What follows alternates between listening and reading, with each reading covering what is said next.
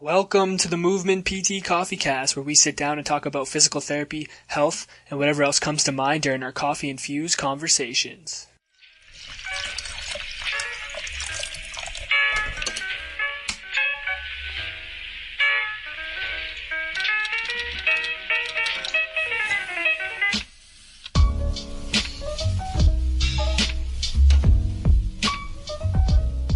What's going on, guys? Welcome back to the Movement PT Coffee Cast. My name's Dalton, and with me, as always, is my beautifully bearded friend, William. William, how are we doing today? Doing pretty good. I'm actually at my brother's house right now. I got his beautiful salt lamp here, so good scenery. The salt? Is that Nice. good for your pores, or what is that all about? I'm not sure what it's about, to be honest, but it looks cool. Your face actually looks a lot brighter, so. Oh, thanks, man. Yeah. So, guys, we're back at it again with another interview. We're interviewing Dr. Caleb Burgess out of California, Chino Hills, California. Rumor has it he actually treats LeVar's kids in LeVar. So we're excited to have him on the podcast. I'm just kidding. He wishes. Caleb, what's going on? There's a lot more money in that. I'm doing well, guys. Thanks for having me on. So do you actually treat the Ball brothers? No, but I actually saw their bodyguard works out at our gym. There's this huge white dude that works out at the gym where I live, and I saw him one day. I'm like, that looks familiar, and I realized he was on their Facebook show that they have. So that was kind of a cool little star-studded moment. That's hilarious. That's the closest I've come to working with them. So there you go. So hey, maybe they're listening. If you guys are listening, yeah. I'm out here. Why don't you just give a little bit of background about yourself, who you are, what you're currently doing right now?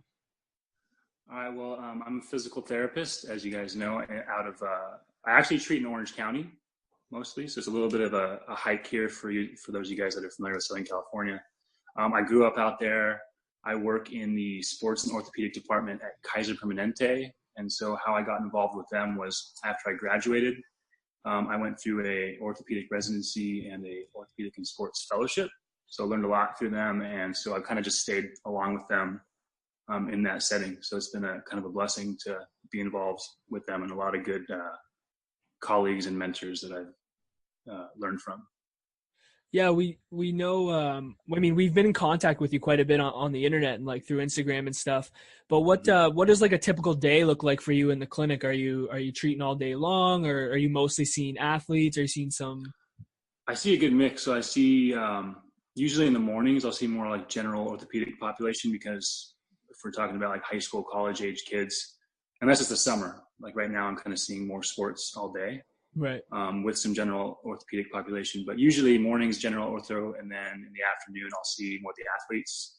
I see anywhere from like 14 to 20 patients, just depending, because I see classes. So we'll see a lot of like, basically there's like 6 or 7 locations in Orange County for Kaiser, and they shuttle all their sports patients, operative and non-operative, to us.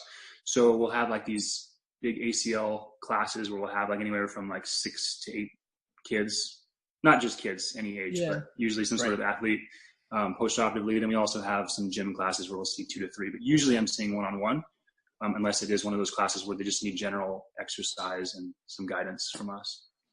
Interesting. So that like those classes, that's just you're facilitating them going through like their exercise program, or? Yeah. So basically, they're all different ranges of the rehab. So because we've seen so many of these, especially post-operative knee patients, we see a lot of shoulders too, but usually knee, we kind of have a good idea of what their precautions are. And then for the first few weeks, it's a lot of us doing a lot more, I wouldn't say one-on-one, but us spending a lot more time with specific patients. And some of the other patients that kind of know what their exercise program is, they have a setting where they have some guidance, they have some supervision from us. And then we progress them through that, and we'll add things depending on where they are in the rehab. So it's kind of nice for them too, because they have these other people that they can talk to, especially for those patients stay week 1 to week, I don't know, some people till week 6 to 10, where they're freaked out about things. And to have these patients where we go, okay, you can barely walk right now and you're freaked out, but you can see that guy over there, he's at 8 weeks or 10 weeks, and he's jumping around and he's doing this plyometric stuff. Like, hey, you can get there. So it's kind of nice to have that, so that they can kind of talk to the people like, hey man, I was there with you. you'll get better. Yeah. So it's good to have that rapport with other patients as well for them. So you treat a lot of athletes, eh? Yeah. So were you into sports growing up, or? Yes. So I played basketball, baseball, and soccer. As you Oh, guys, nice. I think I told you guys I'm 6'5", so I'm not that tall. I mean, I guess for the standard person, I'm tall, but Yeah. I played basketball in college at the same place that I graduated from PT school. So I was there for like 7 years. Met my wife there. Cool. Pretty good to me. Yeah. Azusa Pacific University in Southern California. And do you feel like that experience being an athlete has helped you with treating them? Oh, for sure. Because especially like we'll see people that come in that are totally ready to go. They're not really scared at all. They're ready to just hit it hard. And then most of these people, especially which is kind of interesting, and you guys might see this, is the higher the level of the athlete, a lot of times the worse they'll do at the beginning because there's so much more on the line. There's so much more on the line for them. And to them, this is their life. Like someone else might play a sport and they know, you know what, I'm going to go be an accountant or I'm going to go be a businessman, whatever, when I'm done with this. But the people where they go, hey man, this is my life. I got to support my family. Right. I'm trying to get somewhere big. A lot of times they're the people that are really hard to deal with at the beginning because there's so much in their head going on. So I think to communicate with them that, hey, I've been injured before too. It scared the heck out of me, but you can get there, and it's scary for everybody. Just keep your head up. You'll be all right.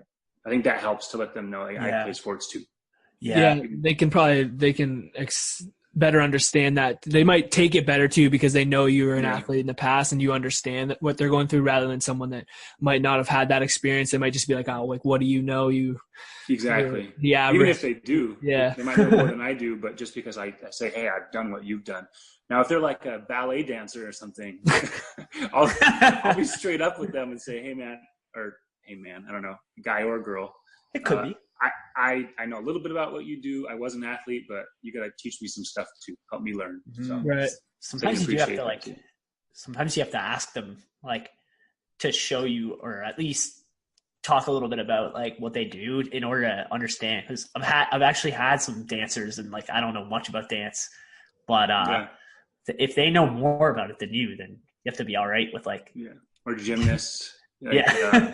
Gymnasts and dancers have great body awareness. You can teach them something and they get it like instantly. So that's nice. Yeah. So we know when we first started our social media account, actually, we noticed that you started roughly around the same time as we did. I think you started back in like November-ish time. Yeah, I think late November I posted something. Yeah. Yeah, and I mean, since then, I mean, you've just been taking off like crazy. Like the stuff that you're putting out on Instagram is awesome. It's super helpful. We really appreciate the content that you're putting out. Did you ever expect it to kind of get to where it's at now? Like, I think you're at like 30K followers and, just like, did you ever think it was going to get to that point or? First of all, thank you. I appreciate that. I actually was hoping to get somewhere to like between 5,000 and 10,000 by the end of the year.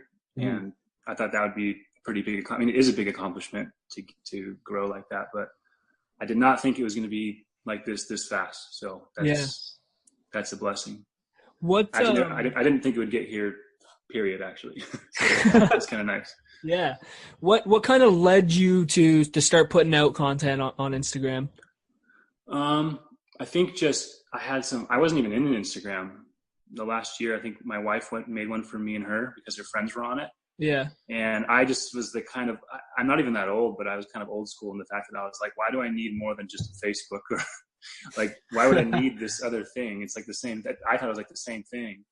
And then I had colleagues that were on it and they would show me things from other PTs or fitness professionals. Look what this person's putting out. And some of it was really great. And a lot of it, to be completely honest, was not good. Right. And so, and I just saw how these people were putting out this information and a lot of times not the best information. And so to me, I was like, I feel like I know a lot of information. I can offer a lot to people. So I wanted to start something, and I'm a bit of a perfectionist with things. So I kind of took longer than maybe I wanted to start.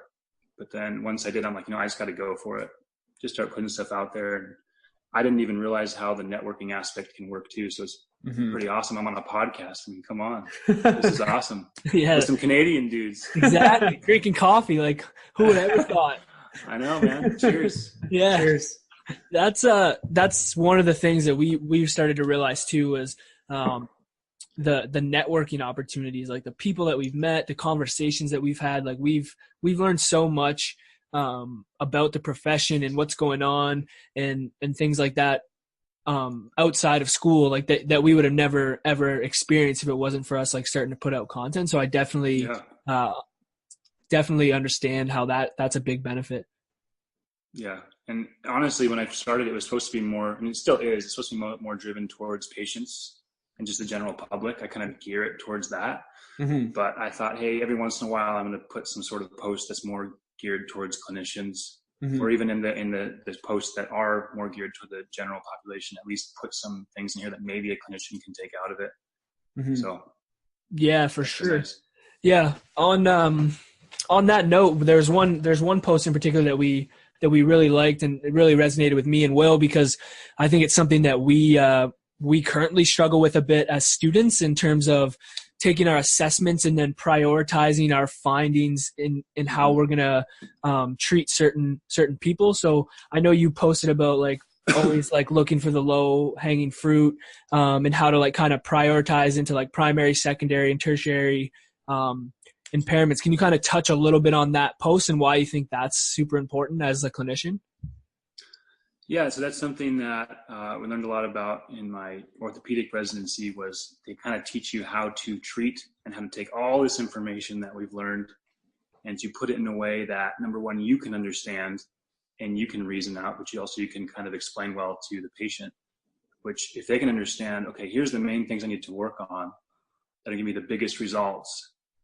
I'm going to work on those things, rather than, why is this therapist giving me 10 different exercises that I need to do when maybe I only need to work on one or two. I don't even like to exercise. So, right. You guys have probably experienced that a little bit. Like, yeah, I don't want to do this stuff, right? Yeah. So to find the main stuff that's going to give you the best results with the least amount, I think is super clutch. And if you have that athlete or somebody that wants to have an hour-long workout, cool. I mean, that makes it really easy. But if you have that person who doesn't like to exercise, giving them one specific or two specific things, and then reassessing them every time they come in and seeing, okay, now what's the next primary thing? Or is there anything left? Could they just keep me to work on the same thing? Does that make sense? Yeah. Yeah, for sure. I feel like it's like part of it is having an idea of what factors are involved and what you could change, and then kind of just prioritizing them where at some point you might address the lower priorities, but only if it gets there. You know what I mean? Yeah. So one example I like to use is like somebody with a rotator cuff tendinopathy. They might have all these different impairments that you're getting on the exam. They might have obviously the painful and weak rotator cuff.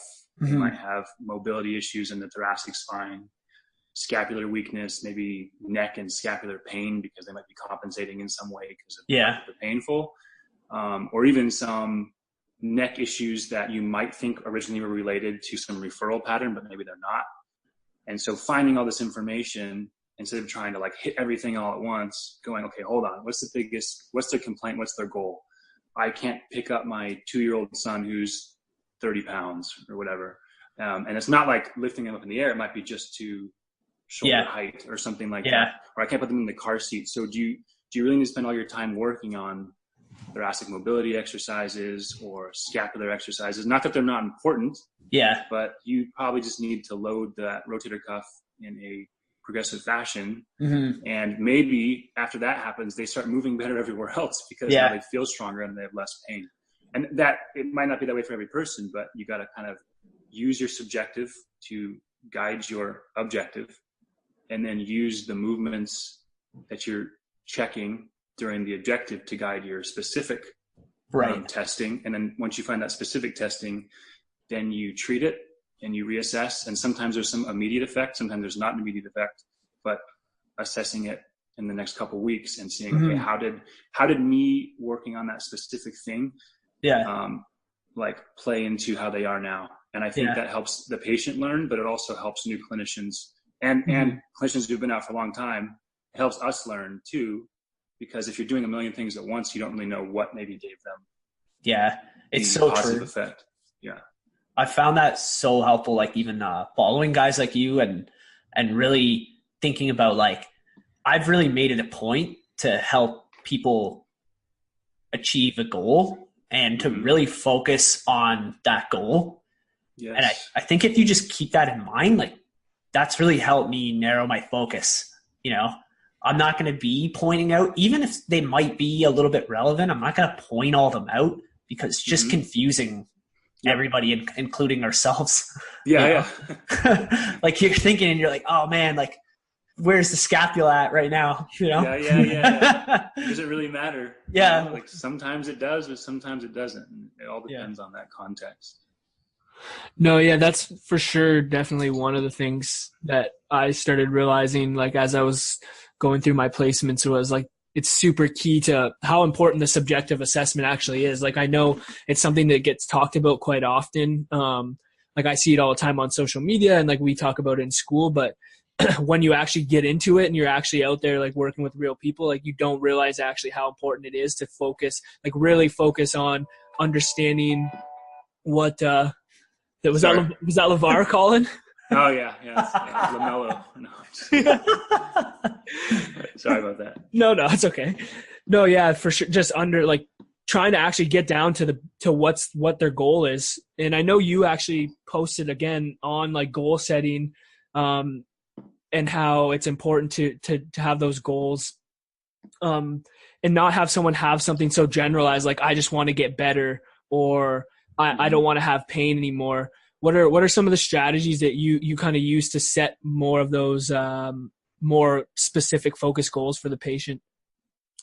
Yeah, so I think it's important to not be afraid to challenge them a little bit when they do give kind of a generalized goal like that, saying something like, all right, I totally get you don't want to have pain, or I totally get that this is something that it's just annoying you and you're not really thinking too much about specifics. But let's say, this is one that works really, really well, is if you say something like, hey, if I had a light switch and it controlled your pain and I turned off your pain right now, what are the like top 1 to 3 things you'd be most happy to get back to doing? And for most people, they go, oh, when you put it that way, I want to get back to walking through the grocery store, or I want to get back to running 5 miles, and it's okay to have a little bit of pain, but as long as I can tolerate it and I don't have to slow down, that'll make me happy. Right. Just kind of prefacing it that way.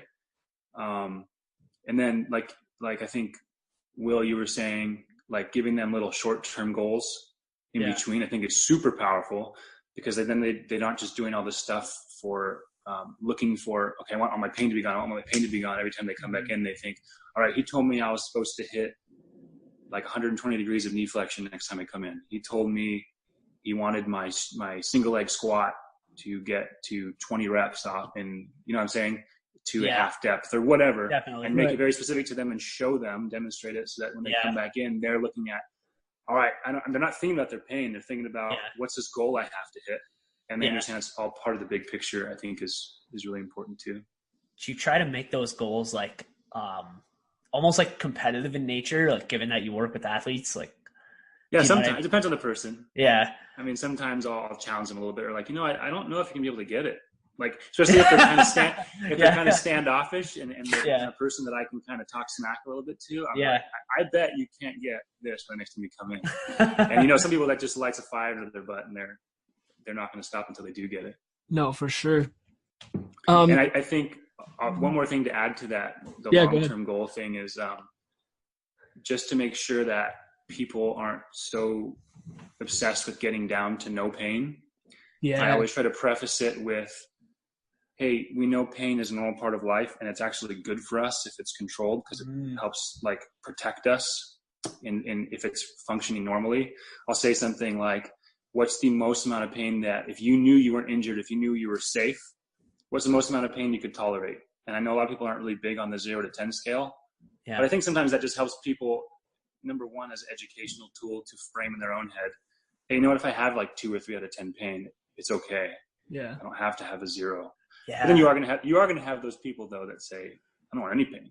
And then that's the kind of person you might need to put a little check mark and go, I'm going to have to maybe do some sort of more educational interventions later down the road, maybe sneak some things in that they might need to help them get to where they need to get to. Yeah. Going off that kind of, one of the things I really liked that you posted was talking about like there's no such thing as having like the pain talk. And I think that kind of goes along the lines of what you're saying, what you just said, as like you kind of have to find like an entry point to having that conversation, just like you would try and find like an entry point to loading someone. What are like some of the ways or strategies that you try to use to have those, making those conversations more just a conversation rather than like a lecture? I think it really just depends on the person that comes in, and just finding, like you said, I can't really think of like really specific things off the top of my head, but just kind of, I know Lorimer Moseley, are you guys familiar with him? Yep. In Australia, he's really big about talking about like sticking these little nuggets here and there. Yeah. So it might be just something little, like say somebody goes, I know it's because of my scoliosis. I know it's because of this, or I know it's because I'm old. And just saying like, even this little silly phrases like, oh, like if they have shoulder pain, you go, oh, does your knee know how old you are? Or just like stupid things like that. Sometimes they might just like, what's he talking about? Yeah. Just kind of realizing like, oh wait, why don't I have pain everywhere?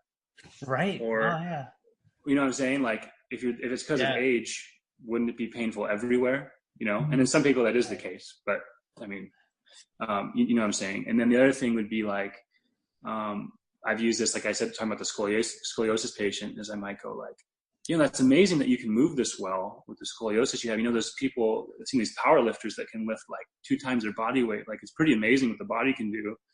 And just kind of like saying these little phrases, like you're not even trying to educate them on anything. Yeah. Or they don't think you are. You're just giving these little phrases where they might think about it later on and go, I'm going to check that out on YouTube.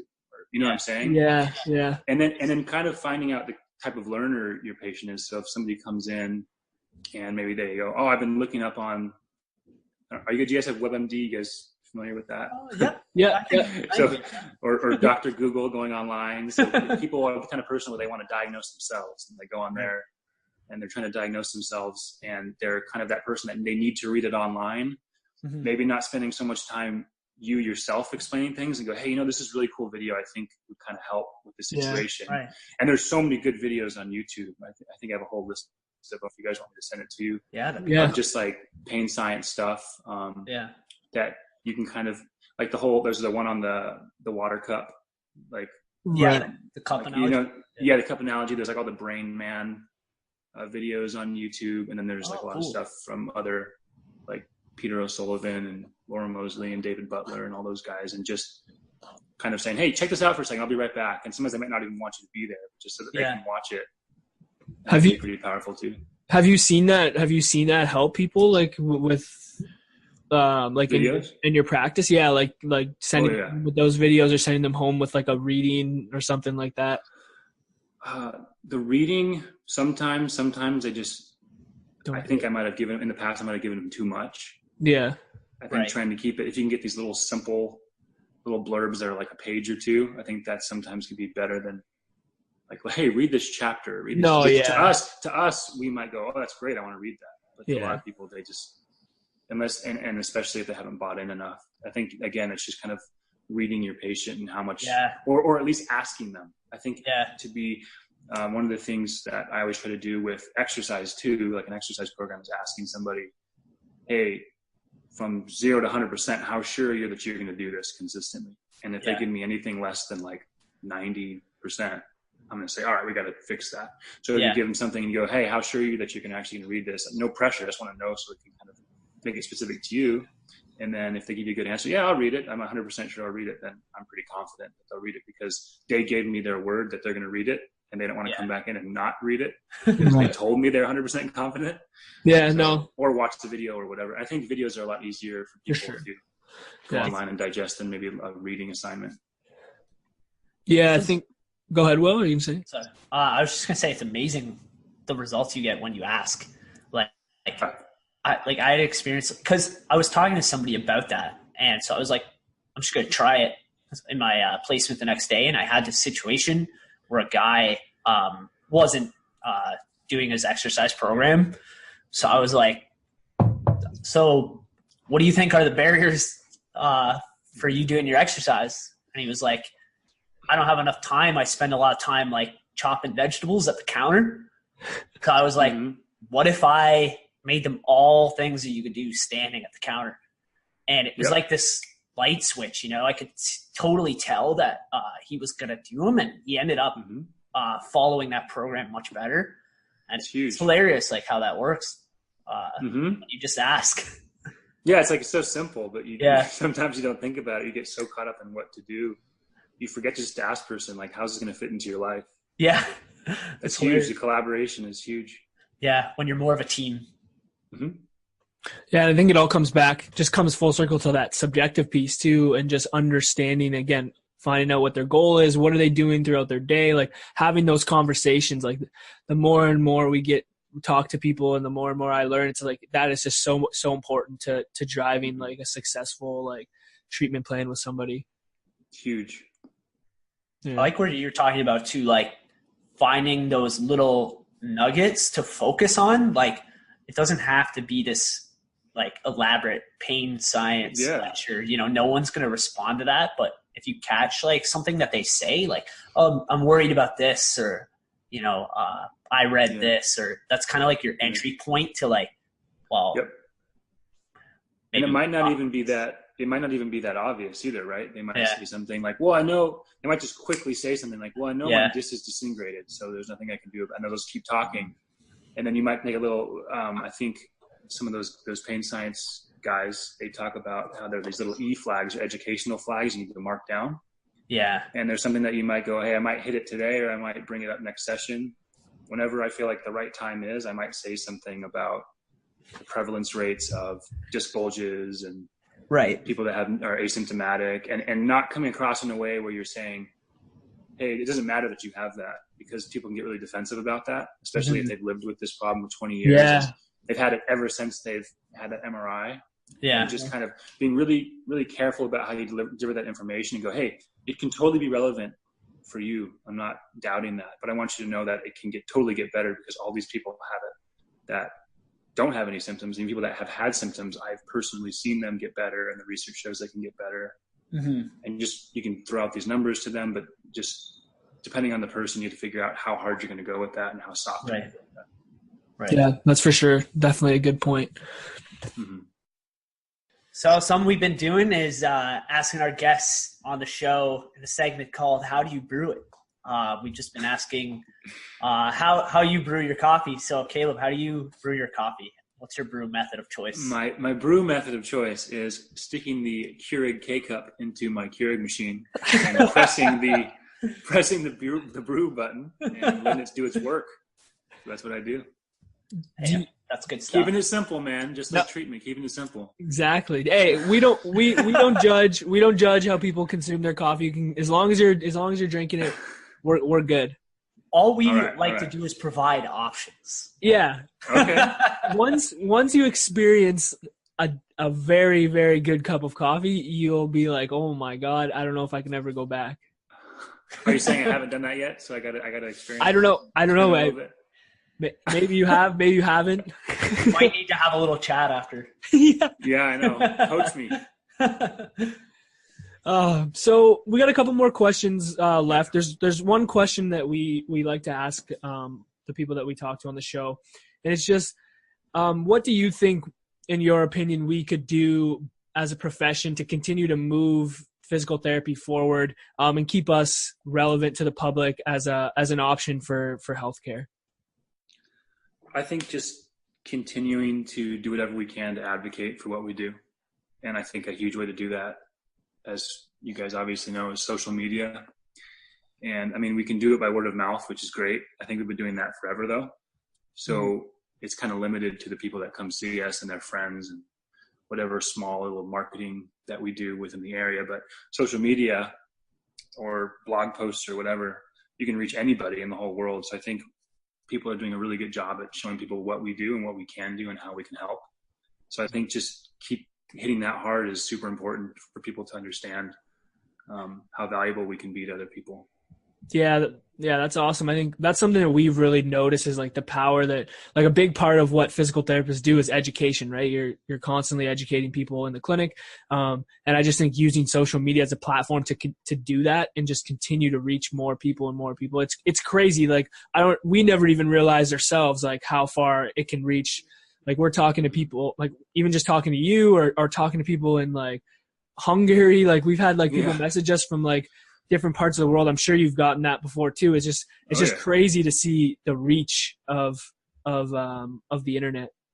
Yeah, it's amazing. It's powerful stuff.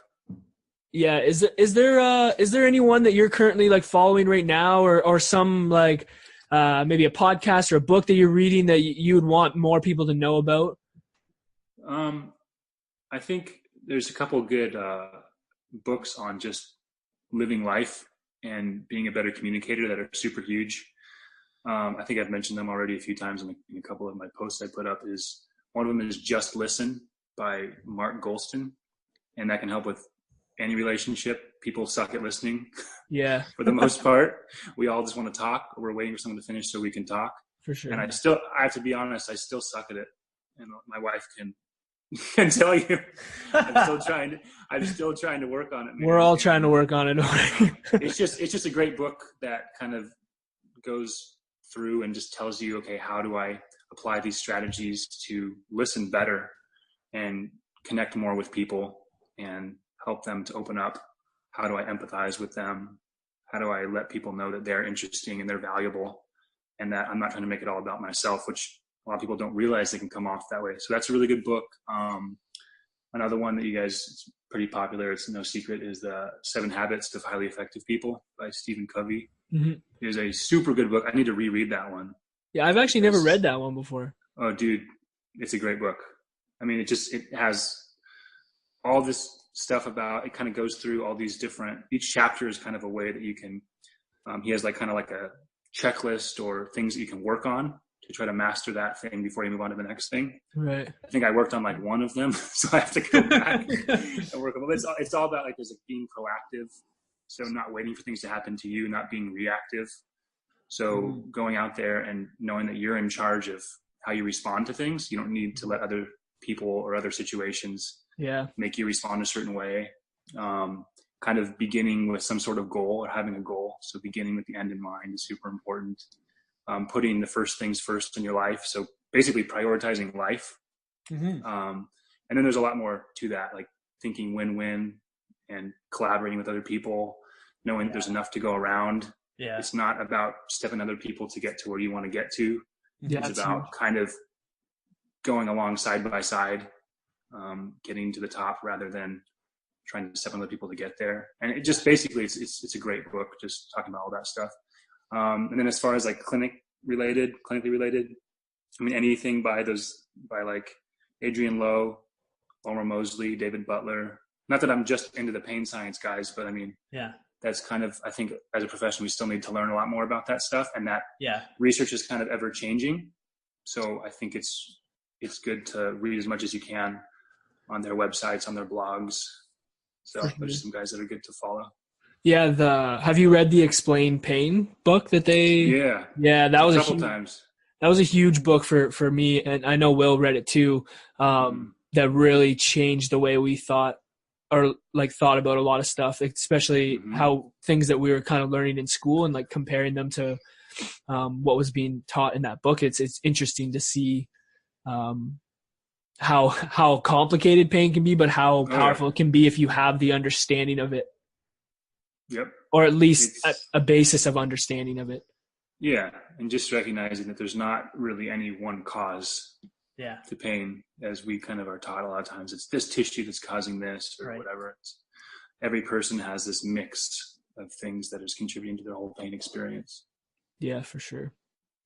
So to kind of wrap up the show, we want to ask you one final question. So if you can go back in time where you're walking across the stage, graduating with your PT degree, and you finally made it, you're ready to start out in the real world. What would be one piece of advice that you would offer to yourself now looking back? I think the biggest thing for new grads, and I guess myself looking back, to remember is that you need to remember who you were before you learned all the information that you learned. So all the ways that you interacted with other people, why people like you, why you get along with certain people, why you have these specific traits that make you unique, not to sound cheesy, but like what makes you unique is what helps you connect with people in a way that no one else can. Right. So you can use all the clinical knowledge that you have to help patients and help clinicians and whatever students that you might have in the future, but you are who you were before you went to school too. So remembering that and not getting lost in trying to be a perfectionist or too much of a clinician, but a person too. Awesome. That's a really good answer. I like that. So that's going to wrap it up. Do you want to just plug your social media, let everyone know where they can find you, learn more about you? All right. So it's at Dr.Caleb.Burgess or Burgess, as you guys almost said at the beginning. And then it's the same on Facebook as well. And then Twitter, I haven't really posted anything, but it's the same thing with no periods between my name, Dr. Caleb Burgess. And then I'm working on a website. Nice. So that'll be up probably in the next month or a couple of weeks. So it's just kind of hard to find time for that, to finish that out. But cool. but I'm working on it. What is going to be just like more of a central hub where you can find all of your content kind of organized there, or what? Yeah. So I have some of the social media stuff on there. I already have some blog posts I wrote like a year ago, but I never had time to really make a site because I was doing so many other things. Yeah.